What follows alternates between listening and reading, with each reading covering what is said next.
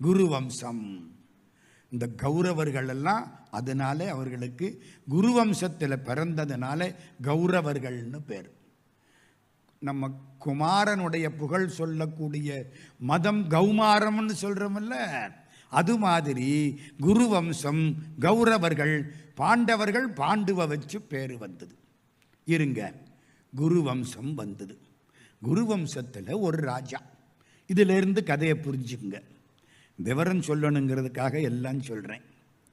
குரு வம்சத்தில் ஒரு ராஜா வெளியில் வந்தான்னா 1000 டார்ச் லைட்டு போட்டாப்பில் இருக்கும். உடம்பிலே ஒளி, உடம்பிலே பிரகாசம். பிரதீபன்னு இவனுக்கு பேர். உடம்பிலே பிரகாசம். கங்கக்கரையில் போய் நிற்கிறான். ஒரு அழகான பொண்ணு வந்தா, வேகமாக வந்து வலது தொடையில் உட்கார்ந்துட்டான்.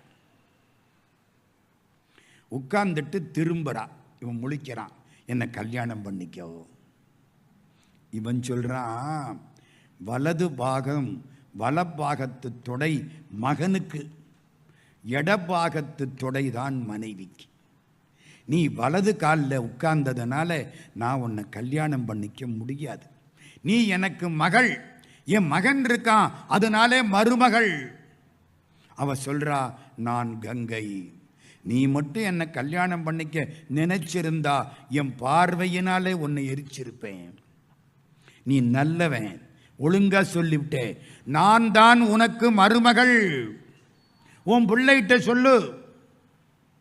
உன் பிள்ளை சந்தனுன்னு ஒருத்தர் இருக்கிறானா? ஆமா இருக்கிறான். அவன்கிட்ட சொல்லு, யாராவது ஒரு பொண்ணு அவனை கல்யாணம் பண்ணிக்க வந்தா அவள்கிட்ட இது அதுன்னு நிபந்தனை போடாம கல்யாணம் பண்ணிக்கணும் அப்படின்னு உன் பிள்ளைகிட்ட சொல்லு, நான் உனக்கு மருமகளாக வருவேன். கதை எங்கேயோ போகுதா? கொஞ்சம் கொஞ்சம் இவ்வளவு கதை எங்க கேட்குற நமக்கு இப்படி இருந்தா எழுதுன அந்த ஆளு என்ன பண்ணியிருப்பார்? அவர் கொஞ்சம் யோசிங்க. எவ்வளவு பெரிய சொத்துங்கிறீங்க, இன்னைக்கு இதை சொல்றதுக்கும் ஆள் இல்லை, சொன்னா கேட்கறதுக்கும் ஆள் இல்லை. ஹெக்டே ஐயா சொன்னதுனால இந்த கதையெல்லாம் நானே தோண்டி துருப்பிடிச்சு உட்கார்ந்துருக்கேன். இப்போ இந்த கதை எங்கே இருக்கு, என்ன ஏது? நாளைக்கு இவ்வளவு கதை வராது, இது இன்னைக்கு நாள். அதனால சில செய்திகள், இந்த பூரா இன்ட்ரோடக்ஷன் அவ்வளவுதான். பிரதீபனுடைய பிள்ளை சந்தனு. சந்தனு வேட்டையாட வந்தான். கங்கக்கரை ஒரு அழகான பொண்ணு எதிர்த்தாப்புல வந்தது.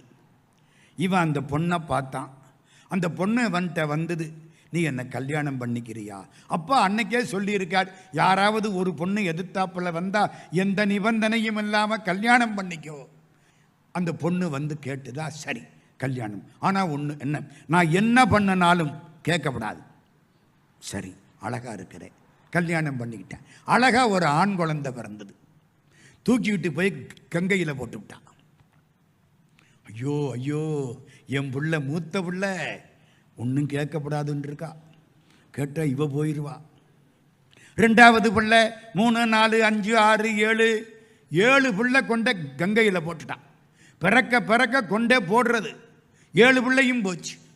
ராஜவம்சம், அழகான பிள்ளை கிடைக்கணுமே. 8வது பிள்ளை போட போனா, நிறுத்துன்னா. என்னன்னா, இந்த பிள்ளைய போடாதே, நான் வளர்க்குறேன், கொடுத்துரு என்கிட்ட. சொன்ன நிபந்தனையை மீறிட்டேன். நான் என்ன பண்ணனாலும் நீ பேசாமல் இருக்கணும். பேசிவிட்டேன், அவ்வளவுதான், நான் போயிட்டு வரேன். இந்த பிள்ளையை நான் வளர்ப்பேன், இந்த பிள்ளை உனக்கு கிடைக்கும்.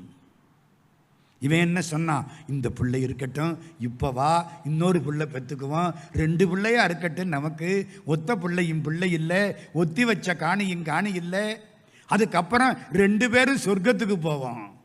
அவ இன்னும் பிள்ளை பெற ஆசை இருக்கு, நீ எப்படிடா சொர்க்கத்துக்கு போவே? இன்னும் குழந்தை வேணும்னு ஆசை இருக்குல்ல, அப்புறம் நீ எங்கே சொர்க்கத்துக்கு போறது? நீ சொர்க்கத்துக்கு போன சொர்க்கம் இல்லடா, கெட்டு போயிடும். என்ன? ஆமா, நீ யாரு? நான் கங்கை. என்னம்மா நீ கங்கையா? ஆமா, என் கதையை இப்ப சொல்றேன். மகா பிஷக் அப்படின்னு ஒரு சோழ ராஜா, சூரிய வம்சம், பிரம்மனுடைய சபையில போய் உட்கார்ந்து இருக்கிறான். பிரம்மனுடைய சபையில கங்கை வருகிறாள். எல்லாரும் அவளை பார்க்கறாங்க. இந்த காத்துல கங்கையினுடைய தோல்ல போட்டிருந்த மேல் சேலை விலகிருச்சு. எல்லாரும் தலையை குனிஞ்சுக்கிட்டாங்க. இந்த பிஷக்குங்கிற ராஜா சேலை விலகின உடனே ஆகா அப்படின்னு ஆசையோட பார்த்துட்டான். அவளும் இவனை பார்த்துட்டா. போச்சு. பிரம்மாவுக்கு கோபம் வந்துருச்சு. எந்த இடத்துல என்ன செய்யறீங்க? நீ ஆசைப்பட்ட, நீயும் பூமியில் போய் பிறப்பாயாக. கங்கை, நீயும் அவனை பார்த்து ஆசைப்பட்ட, நீயும் பிறப்பாயாக, போ. 2 பேருக்கு சாபம். பிஷக் இங்கே சந்தனுவாக பிறந்தான். கங்கை இங்கே வர்ற பொழுது குறுக்கில் 8 பேர் வந்தாங்க. நீங்கள் யார்? அஷ்டவசுக்கள், 8 வசுக்கள். என்ன விஷயம்?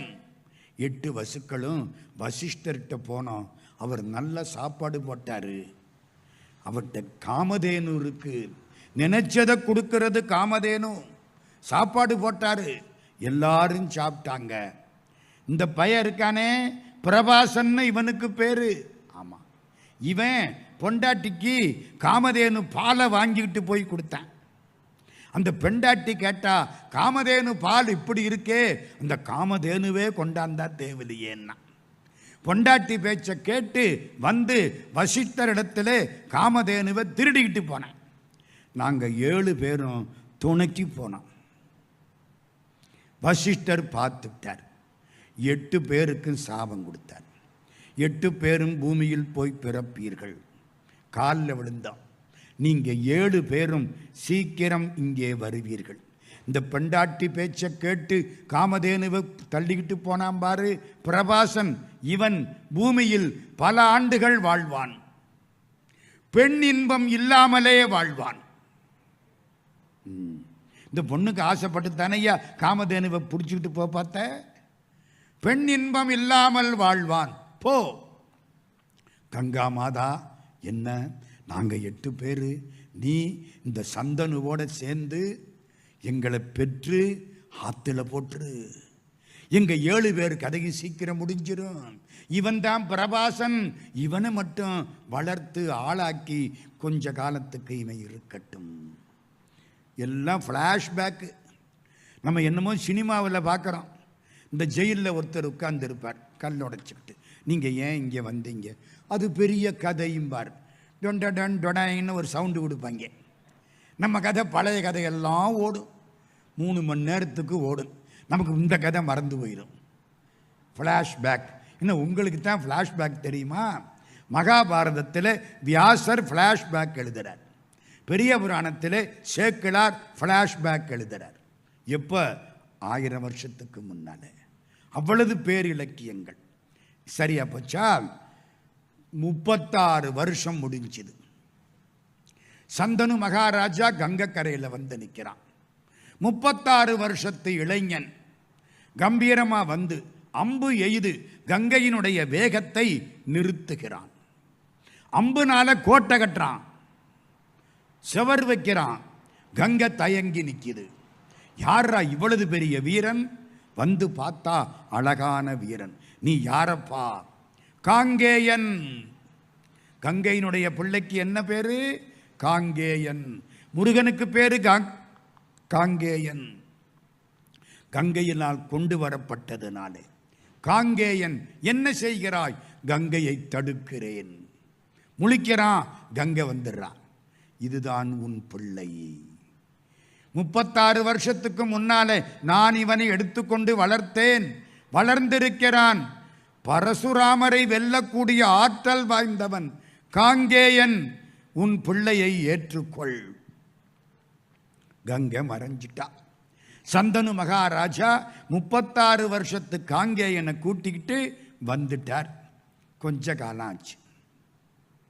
அந்த அப்பவே இந்த பரிமளகந்தின்னு ஒரு பொண்ணு கதை சொன்னேன், ஞாபகம் இருக்கா? மறந்து போயிடுச்சா? ஏதோ எங்கேயோ ஒரு ஓரத்தில் ஒட்டிக்கிட்டு இருக்குல்ல, கொஞ்சம் தோண்டி பாருங்க. மச்சகந்திக்கு என்ன பேர் வச்சான்? பரிமளகந்தி. இந்த சந்தனு மகாராஜா இப்போ காட்டு பக்கம் போற பொழுது சந்தன வாசம் அடிக்குது. போய் பார்த்தா இந்த பொண்ணு இருக்கு. இவ உடம்புல இருந்து தான் இந்த வாசனை, இவளை கல்யாணம் பண்ணிக்கணும். யார் இவங்க அப்பா? செம்படவன், செம்படவ ராஜா. செம்படவ ராஜாட்ட வந்துட்டார்.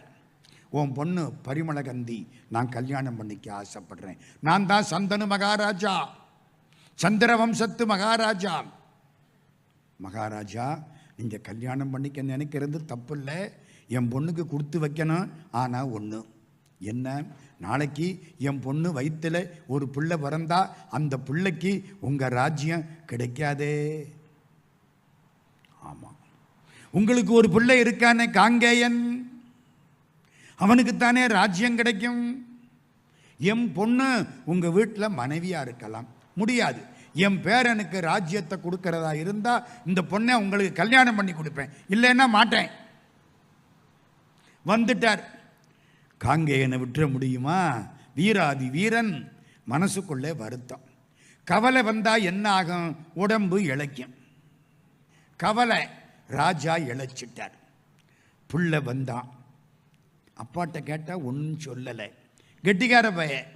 நம்ம வீட்டு ரகசியமெல்லாம் யாருக்கு தெரியும்? நம்ம வீட்டு டிரைவருக்கு தெரியும். கெட்டிக்கார காங்கேயன்.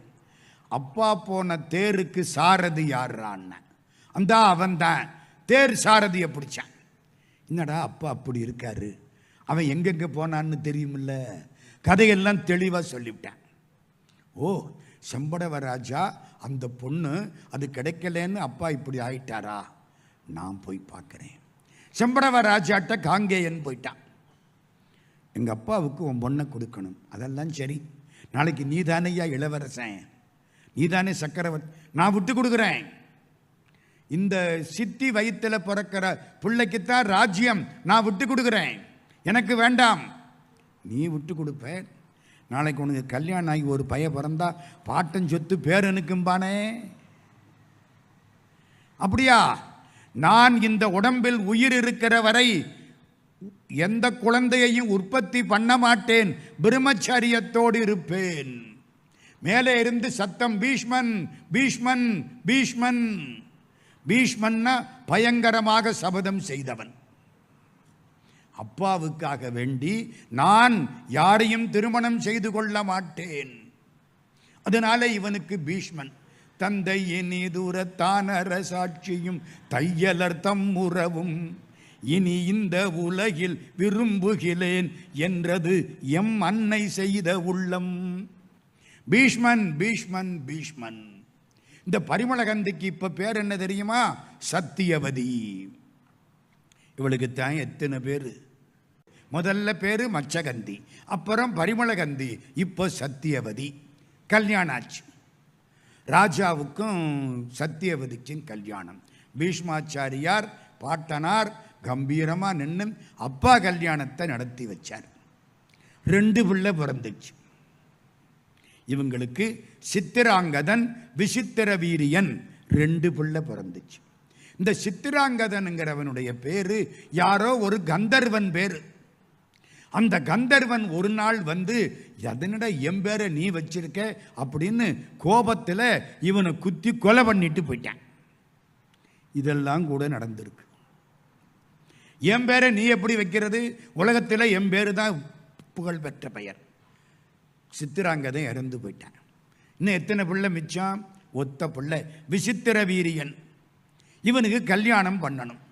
காசி ராஜாவுக்கு 3 பொண்ணு, அம்பை, அம்பிகை, அம்பாலிகை. சுயம்பரம். ராஜாக்கள்லாம் போய் உட்கார்ந்துருக்காங்க. பீஷ்மாச்சாரியாரும் போனார். இந்த ஆள் கல்யாணம் பண்ணிக்க மாட்டேன்னாரு, இப்போ என்ன இங்கே போய் உட்கார்ந்துருக்காரு? எல்லாரும் பார்க்குறாங்க. எல்லா பொண்ணுகளையும், அந்த 3 பொண்ணும் எந்த ராஜாவை பார்க்குதோ பார்க்கலையோ தெரியலை. பீஷ்மாச்சாரியார் சண்டை போட்டார். அத்தனை பேரையும் விரட்டி விட்டு 3 பொண்ணையும் தேரில் ஏற்றிக்கிட்டு கிளம்பிட்டார். என்னடா, சொன்னது ஒன்று செய்கிறது ஒன்று, வேணாம்னு சொல்லிவிட்டு 3 பொண்ணையும் கூட்டிக்கிட்டு போகிறானே, அப்படித்தானே நினைப்போம்.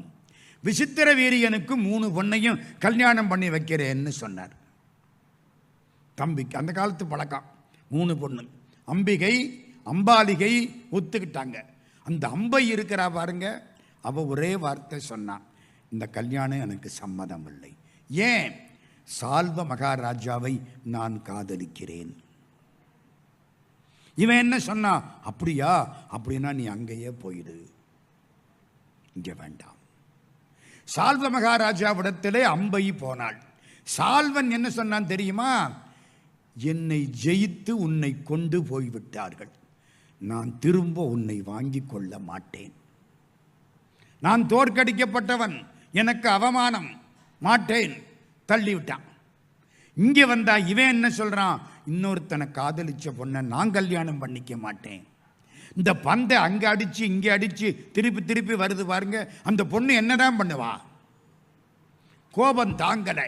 பீஷ்மர்கிட்ட வந்தா, ஏன்யா நீ தானே காரணம், 3 பொண்ணை தூக்கிட்டு வந்தியே, நீ தானையா காரணம், நான் பாட்டுக்கு சால்வன் கழுத்தில் தாலி கட்டிக்கிட்டு இருப்பேன்ல, கெடுத்து விட்டேன். இப்போ என்ன செய், நீ என்ன கல்யாணம் பண்ணிக்கோ, கல்யாணம் இல்லாமல் இருக்க முடியாது, என்ன கல்யாணம் பண்ணிக்கோ, நான் எங்கள் சத்தியம் பண்ணி கொடுத்துருக்கே மாட்டேன். அப்போ ஏன் தூக்கிட்டு வந்த, என் தம்பிக்காக, அப்போ உன் தம்பியை கல்யாணம் பண்ணிக்க சொல்லிக்கோ. அவன் மாட்டேங்கிறான், நான் என்ன பண்ணுறது, என்ன பண்ணு. அந்த பொண்ணு கோபம் தாங்கலை, ராஜாக்கள்கிட்ட எல்லாம் போய் சொன்னிச்சு, ஐயோ பீஷ்மனா, அவங்கிட்ட சண்டை போட நம்மளால முடியாது. பரசுராமர்கிட்ட போனிச்சு. பரசுராமர் பீஷ்மருக்கு வாத்தியாரு, அவதாரத்தில் ஒன்று, ராமாவதாரத்துக்கு முந்தின அவதாரம் பரசுராம அவதாரம். பரசுராமர் சண்டைக்கு வந்தார். பீஷ்மாச்சாரியார் பார்க்கிறார், சத்தியம் பண்ணி கொடுத்துருக்கேன், எங்கள் அம்மாவுடைய அப்பாவுக்கு கல்யாணம் பண்ணிக்க கூடாது, இவளை கல்யாணம் பண்ணிக்கிட்டால் அது பாவம், குருநாதனோட சண்டை போட்டால் அது பாவம், 2 பாவத்தில் எந்த பாவம் தேவலை, ஜன்னி வந்தா தேவலையா, ஜுரம் வந்தா தேவலையா, ஜுரம் வந்தா தான் தேவலை, ஜன்னி வந்தா சீக்கிரம் ஏற்பாடு பண்ணிடுவாங்க, பரவாயில்ல குருநாதனோட சண்டை போடுவோம். பீஷ்மரோட சண்டை போட்டார் பரசுராமர். பீஷ்மர் ஜொலிக்கிறார், பரசுராமர் தோத்து ஓடி போயிட்டார். ஓடுற பொழுது என்ன தெரியுமா சொன்னார், இனிமே சத்தியமா இந்த ராஜாக்களுக்கு நான் வில்வித்தை கற்றுக் கொடுக்க மாட்டேன். இந்த பீஷ்மன் ஒரு ராஜா, சத்திரியன், எங்கிட்ட கத்துக்கிட்டத எங்கிட்டே விட்டு என்ன தோக்கடிச்சு விட்டானே, எல்லாரும் தோத்து போயிட்டாங்க. இந்த பொண்ணு பல இடங்களுக்கு போனிச்சு, முருகனை நோக்கி தவம் செய்தது, முருகப்பெருமான் காட்சி கொடுத்தார், பீஷ்மனை வெல்ல வேண்டும், முடியாதம்மா, இந்த மாலையை கொடுக்கிறேன், இந்த மாலையை எவன் கழுத்தில் போட்டுக்கிறானோ அவன் பீஷ்மனை கொல்வான், இந்த மாலையை வாங்கிக்கிட்டான். ஒவ்வொரு ராஜாட்டையா போனா, அவ பேர் என்ன சொன்னேன், அம்பை, மறக்கப்படாது. ஒவ்வொரு ராஜா, ஐயோ பீஷ்மனா, மாலையை வாங்க மாட்டேன்ட்டான். பாஞ்சால ராஜா யாகசேனன் துருபதனுக்கு முன்னால அங்க போனா, அவனும் வாங்க மாட்டேன்ட்டான். ஒரு மரத்தில் மாலையை மாட்டி விட்டு நெருப்பில் விழுந்து இறந்து போயிட்டான். அடுத்த பிறவியில் ஆணாக பிறந்தாள், சிகண்டின்னு பேர். துருபத ராஜா, பாஞ்சால ராஜாட்ட வந்தா, வளர்ந்தாள், 8 வயசு வளர்ந்தான், அதானே இப்போ பையன்ல, சிகண்டி பையன் வந்தான். இந்த மாலை மாட்டி இருக்கிறத பார்த்தான், எடுத்து கழுத்தில் போட்டுக்கிட்டான். ஐயோ, இந்த மாலையை யார் கழுத்தில் போடுறாங்களோ அவங்க தான் பீஷ்மருக்கு பகை, பீஷ்மர் நம்மளை விட மாட்டார். பாஞ்சால ராஜா அந்த பொண்ணை விரட்டி விட்டான், பையனை. முந்தி பொண்ணு, இப்போ பையன், மறக்கப்படாது. அப்போ பொண்ணு அம்பை, இப்போ சிகண்டி. விரட்டின உடனே இமயமலைக்கு போனான். கந்தர்வர்கள் ஒரு டிராமா போட்டாங்க, அதில் ஒரு கந்தர்வன், அவன் அன்னைக்கு பெண் வேஷம் போடணும். அவன் இவள்கிட்ட வந்தான், இவங்கிட்ட, இந்த சிகண்டிட்ட வந்து, இந்த பாரு, நம்ம 2 பேரும் ஒரு எக்ஸ்சேஞ்ச் பண்ணிக்குவோம், நீ முந்தி பொண்ணு, இப்போ பையன், அப்படியும் மாற்றிக்கிட்டான். இவ இப்போ சிகண்டிங்கிற பேர், ஆனால் முன்னால் எப்படி இருந்தா, பொண்ணு. பீஷ்மருக்கு இந்த கதையெல்லாம் தெரியும், பொண்ணா இருந்து ஆனா மாறினவர். அதனாலே நான் இவள் சண்டைக்கு வந்தால் சண்டை போட மாட்டேன். பெண் மேலே அம்பு விடப்படாது அந்த காலம், தெரியுமா? என்னத்துக்கு? பெண்ணு பேருள்ளவன் மேலே கூட அம்பு போடப்படாது. காமாட்சி நாதன்னு பேர் இருந்தா அந்த ஆள் மேலே அம்பு விடப்படாது. மீனாட்சி சுந்தரம்னு பேர் இருந்தாலும் அந்த ஆள் மேலே அம்பு விடப்படாது. பேர் பெண் பேர் சேர்ந்துருச்சா இல்லையா? ஆமாங்க, அந்த காலம் அப்படி. அதனால சிகண்டி கதை இப்படி ஆயிடுச்சு. இப்போ முக்கியமான விஷயத்துக்கு வர்றேன். இங்கே இந்த 2 பேரை கல்யாணம் பண்ணி வச்சாங்கல்ல, விசித்திர வீரியனுக்கு 2 பொண்ணு. யாரை கல்யாணம் பண்ணி வச்சாங்க? அம்பிகை, அம்பாலிகை. நல்லா அனுபவிச்சான், குழந்தை இல்லை. இந்த பாருங்க, குழந்தை வேண்டாம்னு நம்ம ஏற்பாடு பண்ணலாம், வேணும்னா கடவுள் கொடுத்தா தான் உண்டு, இல்லைன்னு கிடையாது. அவன் கொடுத்தா தாங்க குழந்தை இல்லை, க்ஷயரோகம் வந்துருச்சு. இதுதான் விதிங்கிறது. இறந்து போயிட்டான். இப்போ 3 பேர் உட்கார்ந்து இருக்காங்க. சத்தியவதி, அவ பிள்ளையனுடைய மனைவி 2 பேர், அம்பிகை, அம்பாலிகை. குழந்தை வேணும். இவ்வளவு பெரிய சாம்ராஜ்யம், குருவம்சம், அஸ்தினாபுரம், காப்பாத்துறதுக்கு ஆள் கிடையாது. பீஷ்மாச்சாரியார் கல்யாணம் பண்ணிக்க மாட்டேன்னு சொல்லிவிட்டார்.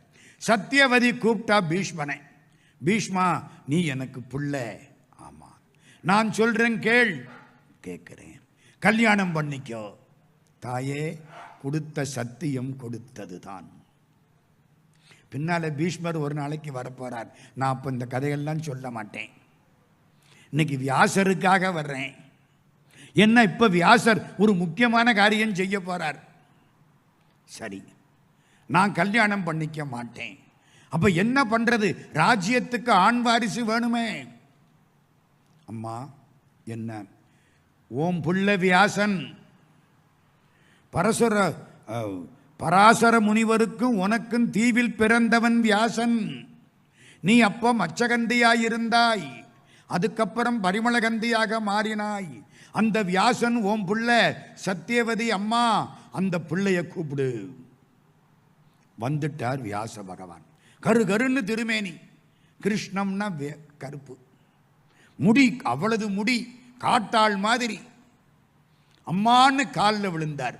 சத்தியவதி நிமிந்தா. அப்பா, நீ ஒரு பெரிய உதவி செய்யணும் குரு வம்சத்துக்கு. என்ன, இந்த 2 பேருக்கும் வாரிசு கொடுக்கணும். அந்த காலத்தில் பழக்கம், நீ இந்த 2 பேருக்கும் வாரிசு கொடுக்கணும். இன்னைக்கு என்னமோ டெஸ்ட் டியூப் பேபிங்கிறீல, இதெல்லாம் அப்பவே ஆரம்பிச்சாச்சு. அது அடுத்தாப்பில் வர்றேன். என்ன செய்யணும் தாயே? இந்த பொண்ணு அம்பிகை, அவ அம்பாலிகை, 2 பேருக்கும் நீ கர்ப்பதானம் செய்யணும். குழந்தை பிறக்கணும், ஆண் குழந்தை வேணும். நான் சொல்றத நல்லா கேட்குறீங்கல்ல, ஆண் குழந்தை வேணும். சரி, இந்த பொண்ணை தயார் பண்ணி அனுப்பிச்சாங்க. இவர் உடம்பு பூரா முடியா இருக்கா, கண்ணை இறுக மூடிக்கிட்டான். என்ன ஆனாலும் சரி, முழிக்கப்படாது. குழந்தை பிறந்தது, குருடனா பிறந்தான் திருதராஷ்டிரன். ஐயோ, ராஜாவா இருக்க வேண்டியவன் குருடனா போயிட்டா ராஜாவா இருக்க முடியாதே. அம்மா, அடுத்த பொண்ணு நீ போ, கண்ணை மூடிராதே. இவ போனா, கண்ணை மூடலை, முழிச்சு பார்க்கறா. வேர்த்து விறுவிறுத்து வெளுத்து போனா. குழந்தை பிறந்தது, உடம்பு பூரா குஷ்டரோகம் மாதிரி வெளுத்து. பாண்டு ராஜா எவ்வளவு பெரிய செய்தியை, எவ்வளவு பெரிய வியாசன் எங்கே சொல்லுகிறான். என் புள்ள கெட்டு போச்சுன்னா நான் தான் காரணம். மறக்காதீங்க, விதை ஒன்று போட சொர ஒன்று முளைக்காது. 2 பேர் கதை எப்படி ஆகிப்போச்சா? வேலைக்கார பொண்ணு கெட்டிக்காரி கூப்பிட்டா அவளை, நீ ஒரு குழந்தையை பெற்றுக்கிட்டு வா, இந்த பயலுக 2 பேருக்கும் துணையா இருக்கட்டும். அவ வந்தா, கம்பீரமான பொண்ணு, இவருக்கு இணையாக ஈடுபட்டாள். அற்புதமான பிள்ளை, அறிவாளியான பிள்ளை, ஞானியான பிள்ளை, தர்மத்தை காப்பாற்றக்கூடிய பிள்ளை. விதுரன் பிறந்தான். திருதராஷ்டிரன் குருடு, பாண்டு ராஜா உடம்பு பூரா வெள்ளை. 3வது விதுரன் பேரறிஞன். இவ்வளதும் பழைய கதை. இப்ப இப்போ யாரை கொண்டாந்து நிறுத்தியிருக்கோம்? வியாச பகவான் தான் இம்புட்டுக்கும் காரணம். விதையும் விளைவும். எது விதை எது விளைவு? இன்னைக்கு தலைப்பு அது கொடுத்துருக்கேன். ஆமாம், திருதராஷ்டிரனுக்கு அப்பா யாரு? வியாசர். பாண்டுவுக்கு அப்பா யாரு? வியாசர். விதுரனுக்கு அப்பா யாரு? வியாசர். நல்லதுக்கும் அப்பா அவர் தான், கெட்டதுக்கும் அப்பா அவர் தான். திருதராஷ்டிரனுக்கு பொறாமை. அவன் பிள்ளைகள் பூரா அப்படியே வளர்ந்தார்கள். பாண்டு தங்கமானவன், அவன் பிள்ளைங்க அப்படி வளர்ந்தார்கள். அது தர்மம், இது அதர்மம். ரெண்டுக்கும் அப்பா யாரு? வியாச பகவான். இங்கிருந்து போன விதை விளைவை உண்டாக்கிற்று. வியாச பகவான் கடைசி வரைக்கும் இருக்கிறார். அங்கங்கே தலையை காட்டுவார், பல செயல்கள் செய்வார். இது சரியா போச்சா? வியாசருடைய முக்கியமான செயல் இது ஒண்ணுதான். அதுக்கப்புறம் அங்கங்கே வருவார், சில காரியங்களை பண்ணிட்டு போயிடுவார். இதுக்கு அடுத்து கொஞ்சம் போயிட்டு நிறுத்துவோம். இன்னைக்கு நமக்கு இன்னைக்கு வியாசர் முக்கியம், இந்த பழைய கதை முக்கியம். இது சரித்திரமா அல்லது புராணமா? சரித்திரம் நடந்தது. சரி, திருதராஷ்டிரனுக்கு கல்யாணம். காந்தாரிக்கும் திருதராஷ்டிரனுக்கும் கல்யாணம். காந்தாரி நம்ம ஆப்கானிஸ்தான், சகுனி மாமா. சகுனியினுடைய சகோதரி காந்தாரி. திருதராஷ்டிரனுக்கு கண்ணு தெரியாதுன்னு சொல்லாமலே பீஷ்மாச்சாரியார் கல்யாணத்தை நிச்சயம் பண்ணிவிட்டார். தெரிஞ்சது, ஒன்றும் பண்ண முடியாது. அவ தம்பிகளுக்கெல்லாம் கோபம். கண்ணு தெரியாத ஒருத்தனுக்கு எங்கள் சகோதரியை கல்யாணம் பண்ணி விட்டீர்களே. சகுனிக்கு அந்த கோபம். அது இன்னொரு நாளைக்கு பார்ப்போம். இன்னைக்கு அங்கே நம்ம போக வேண்டாம். கல்யாணம் ஆச்சு. இந்த பொண்ணு பார்க்கறா, இவருக்கு கண்ணு தெரியாது. ஐயையோ, கணவனுக்கு கண்ணு தெரியாத பொழுது மனைவிக்கு மட்டும் கண் தெரியுமானால் கொஞ்சம் ஒரு மனப்பான்மை, அதுக்கு என்ன சொல்றது, சுப்பீரியாரிட்டி காம்ப்ளெக்ஸ், உயர்வு மனப்பான்மை வந்துடும். என்னங்க இது உங்களுக்கு தெரியலையா அப்படின்னு கேட்கிறாப்புல வந்துடும். கூடாது. நல்லா தெரிஞ்ச கண்ணை கட்டிவிட்டான். கடைசி வரைக்கும் கண்ணை திறக்கப்படாது. அவனுக்கு இயல்பாகவே கண் தெரியாது, இவளுக்கு செயற்கையாக கண் தெரியாது. ரெண்டு பேரும் ஒன்று. அப்பத்தான் இந்த குடும்பம் நல்லா இருக்கும். யாருக்காவது சுப்பீரியாரிட்டி காம்ப்ளெக்ஸோ இன்ஃபீரியாரிட்டி காம்ப்ளெக்ஸோ வந்துட்டா கோர்ட்டில் போய் தான் நிற்கும். ரெண்டு பேரும் அப்படி. குழந்தை கிடையாது. இங்கே நம்ம பாண்டுவுக்கும் குந்தி தேவிக்கும் கல்யாணம் நடந்தது. இந்த குந்தி தேவியை பற்றி ஒன்று சொல்லணுமே. ராஜா குந்தி போஜன், யாதவ வம்சம். கிருஷ்ணனுக்கு அத்தை. குந்தி யாரு? கிருஷ்ணனுக்கு முறைப்படி அத்தை. யாதவ வம்சத்தில் பிறந்தவள். குந்தி தேவி 12 வயசு பொண்ணா இருக்கிற பொழுது துர்வாச மகரிஷி அங்க வந்தார். துர்வாசருக்கு எல்லா பணிவிடையும் செய்தாள். இந்த துர்வாசரை பற்றி தெரியுமா? கோபக்கார மனுஷன். அவர் சிரிச்சதா சரித்திரமே கிடையாது. இன்னொன்று தெரியுமா? துர்வாசர் யார் யாரை சபிக்கிறாரோ அவளதுக்கு இவருக்கு பலம் கூடும். 10 பேருக்கு சாபம் கொடுத்தா இவருக்கு பைசா சேரும்ன மாதிரி கூடும். வருஷக்கு சாபம் தான் கொடுப்பாரு புண்ணியவன். குந்தி தேவி நிறைய பண்பு உள்ளவள். எல்லா வேலையும் பார்த்தா சந்தோஷம், வரம் கொடுத்து விட்டார். பின்னால நடக்க போறதை கண்டுபிடிச்சு விட்டார். எல்லாம் நன்மைக்கே, கடவுளை நம்புங்கள், எல்லாம் நன்மையாக நடக்கும். கடவுளை நம்பாதவனுக்கு நல்லது கூட கேடாகிவிடும். அதுக்குத்தான் இவ்வளவு நேரம் பேசிக்கிட்டு இருக்கேன். அடிப்படை அதுதான். நம்பினாள். மந்திரம் சொன்னார். இந்தம்மா, இந்த மந்திரத்தை சொல்லி எந்த தெய்வத்தை நினைத்தாலும் அந்த தெய்வம் உனக்கு முன்னால் வந்து அது போன்ற ஒரு குழந்தையை உனக்கு கொடுக்கும். உன்னை தொடாது, உன்னை பார்க்கும், பார்வையினாலேயே குழந்தை கிடைக்கும். உன் வயிற்றிலிருந்து அந்த குழந்தை பிறக்காது, ஆனால் வயிற்றிலிருந்து பிறந்தாப்பல தான் அதுக்கு அர்த்தம். நீ திரும்பவும் கன்னியாகி விடுவாய். என்ன மந்திரம்? மந்திரத்தை வாங்கிக்கிட்டா. சொல்லி பார்க்கணும். இந்த சின்ன குழந்தைகள் கையில் எதையாவது கொடுத்தா உடனே அதை விளையாடி பார்க்கும். இந்த மந்திரத்தை சொல்லணும், யாரையாவது நினச்சிக்கிட்டு சொல்லணும். நம்ம கண்ணால் பார்க்கக்கூடிய தெய்வங்கள் 2 நவகிரகம் இருக்குல்ல, யாரை பார்க்க முடியும் உங்களால்? சூரியன், சந்திரன். சூரியனை பார்த்தா கோடி சூரிய பிரகாசம். மந்திரத்தை சொன்னா சூரியன் இறங்கி வந்துட்டான். இவளை பார்க்கிறான், என்ன மாதிரி ஒரு குழந்தைய கொடுக்கிறேன். வயிற்றிலிருந்து குழந்தை விழுந்துருச்சு. பார்க்கிறா, காதுல தோடு கர்ணம், உடம்புல கவசம், குழந்தை, சின்ன குழந்தை. ஐயோ, நான் கல்யாணமாகாத பொண்ணு, எங்கிட்ட குழந்தை பிறந்தது தெரிஞ்சா ஊரில் பேரு கெட்டு போயிருமே, என்ன பண்ணலாம்? ஒரு பெட்டியில் வச்சா, இவருடைய சேலையை சுருட்டி அது மேலே வச்சா, ஆற்றுல விட்டுட்டான். அந்த குழந்தை ஆற்றுல அப்படியே பரண்டு வருது. அந்த ஊர் தேரோட்டி அதிரதன், அவன் தேரோட்டி போனா, குழந்தைய பார்த்தான், எடுத்தான், வளர்க்க ஆரம்பிச்சான். தேரோட்டி மகன் காதிலே குண்டலம் இருந்ததுனாலே கர்ணன். அந்த கதை அப்படி. அடுத்த கதைக்கு வரேன். குந்தி தேவிக்கு கல்யாணம் ஆச்சு. பாண்டு மகாராஜா. பாண்டுவுக்கு இன்னொரு தாரம் கல்யாணம் ஆச்சு, மாதிரி. குந்தி மாதிரி 2 பொண்டாட்டி. இந்த 3 பேருமா அப்படி அந்த சோலையில் போகும் பொழுது 2 மான்கள் இணைந்திருந்தன. இவர் அம்பு விட்டார், இறந்து போச்சு. ஆண் மான் இறக்கிற பொழுது, அட பாவி, நாங்கள் ரிஷிகள் இணைந்திருந்தோம், நீ அம்பு விட்டு கொன்று விட்டாய். உன் மனைவியோடு நீ எப்பொழுது மகிழ்ச்சியோடு இணைகிறாயோ அப்பொழுது நீயும் இறந்து போவாய். பாண்டுவுக்கு சாபம். எல்லாம் போச்சு வாழ்க்கையில். நீ என்ன இருந்து என்ன பண்றது? கோடிக்கணக்கில் சொத்து இருந்தாலும், இவன் ராஜாவா இருந்தாலும் ஒன்றும் பண்ண முடியாது.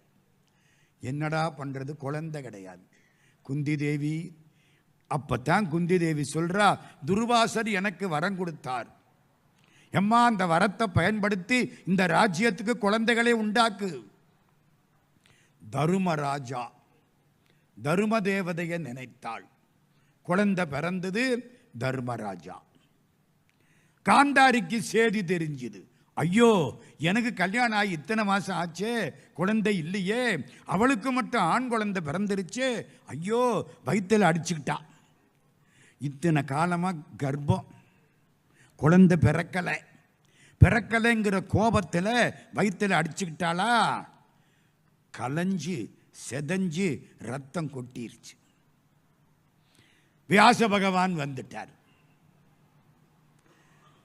101 பாண்டாம் மண்கலையாம். அந்த ரத்தத்தை பூரா 101 கலையத்தில் சேமிச்சு விட்டார். குறிப்பிட்ட காலத்துக்கு அப்புறம் 100 கலையத்தில் 100 ஆண் குழந்தைகளும் 1 கலையத்திலே 1 பெண்ணும் உண்டானார்கள். உங்கள் டெஸ்ட் டியூப் பேபி. முந்தியெல்லாம் இதை சொன்னால் எங்களை பார்த்து சிரிப்பாங்க, இதே பழைய கதையை சொல்கிறாங்கடான்னு. இப்போ டெஸ்ட் டியூப் பேபி இன்னைக்கு வந்துருச்சு. 101 பிள்ளை. அங்கே பீமன் பிறந்துட்டான். வாயு பகவானை நினைத்தாள், பீமன் பிறந்தான். இந்திரனை நினைத்தாள், அர்ஜுனன் பிறந்தான். மாதிரியை கூப்பிட்டா, நீயும் குழந்தைகளை பெற்றுக்கொள்.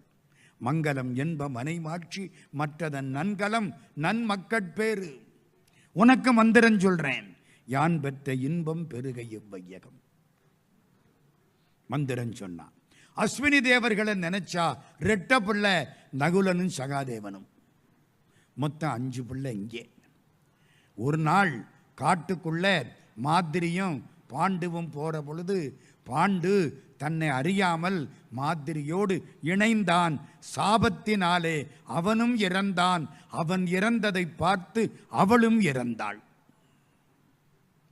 குந்தி தேவி 5 பிள்ளைகளையும் அழைத்து கொண்டு அஸ்தினாபுரத்துக்கு வருகிறாள். இங்கே 101 டிக்கெட்டு மொத்தம். 100 ஆண் குழந்தை, 1 பெண் குழந்தை. துரியோதனன் இந்த வயிற்றில் அடிச்சுக்கிட்டாளா, பொறாமையோட நினைச்சாளா? அம்மா நினைப்புத்தானே பிள்ளை, மறக்காதீங்க. தாயும் தந்தையும் என்ன நினைக்கிறாங்களோ அதை பொறுத்துத்தான் பிள்ளை. பொறாமையினாலே வயிற்றில் அடிச்சுக்கிட்டதுனாலே பிறந்த துரியோதனன் பொறாமைக்காரனாக பிறந்தான். அவன் தம்பி துச்சாசனன் அதுக்கு மேலே பிறந்தான். ஆக அதர்மத்துக்குன்னு அந்த பக்கம் 100 பேர், சகுனி சேர்ந்தான், கர்ணன் சேர்ந்தான் அந்த பக்கம். இந்த பக்கம் பாண்டவர்கள். மகாபாரத யுத்தத்துக்கு விதை அப்பொழுது போடப்பட்டது. இது இன்றைய சொற்பொழிவு.